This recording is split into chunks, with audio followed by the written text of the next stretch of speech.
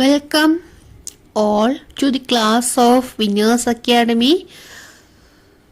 ഇന്ന് നമ്മൾ എടുക്കുന്നത് NIOSൻ്റെ unit 27 appearing for an interview ആണ് എടുക്കുന്നത്.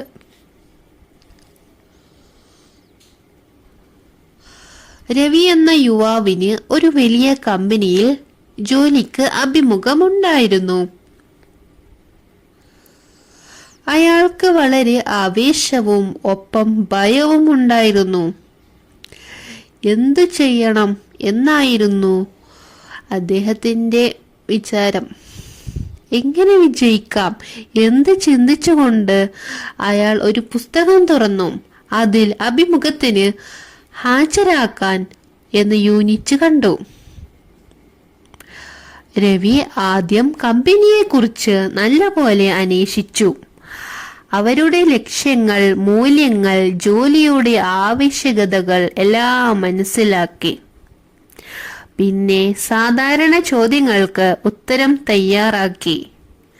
തൻ്റെ ശക്തികൾ, ബലഹീനതകൾ, ലക്ഷ്യങ്ങൾ എന്നിവയെക്കുറിച്ച് അഭിമുഖക്കാരനോട് ചോദിക്കാൻ ചില ചോദ്യങ്ങളും കുറിച്ചുവെച്ചു. അങ്ങനെ തയ്യാറെടുപ്പ് കഴിഞ്ഞു.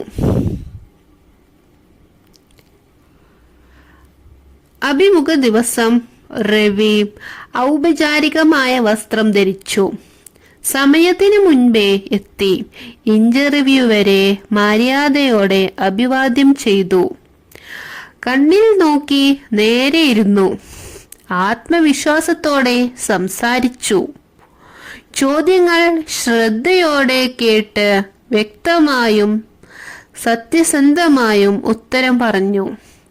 തൻ്റെ കഴിവുകൾ, അനുഭവങ്ങളും അടിവരയിട്ടു. അതിശയോക്തി പറയാതെ, പഴയ ജോലിക്കാരെക്കുറിച്ച് നെഗറ്റീവ് കാര്യങ്ങൾ പറയാതെ ആവേശത്തോടെ സംസാരിച്ചു. അവസാനം നന്ദി പറഞ്ഞ് ജോലിയിൽ താല്പര്യമുണ്ടെന്ന് അറിയിച്ചു. വീട്ടിൽ വന്ന് ഒരു നന്ദി സന്ദേശവും അയച്ചു. കുറച്ചു ദിവസങ്ങൾക്ക് ശേഷം രവിക്ക് ജോലി ലഭിച്ചു. അയാൾ മനസ്സിൽ പറഞ്ഞു, തയ്യാറെടുപ്പ്, ആത്മവിശ്വാസം, നല്ല ആശയവിനിമയം, ഇതാണ് വിജയത്തിൻ്റെ രഹസ്യം. ഇങ്ങനെ ഒരു നല്ല അഭിമുഖം കൊണ്ട് രവി തൻ്റെ ഭാവി തുറന്നു.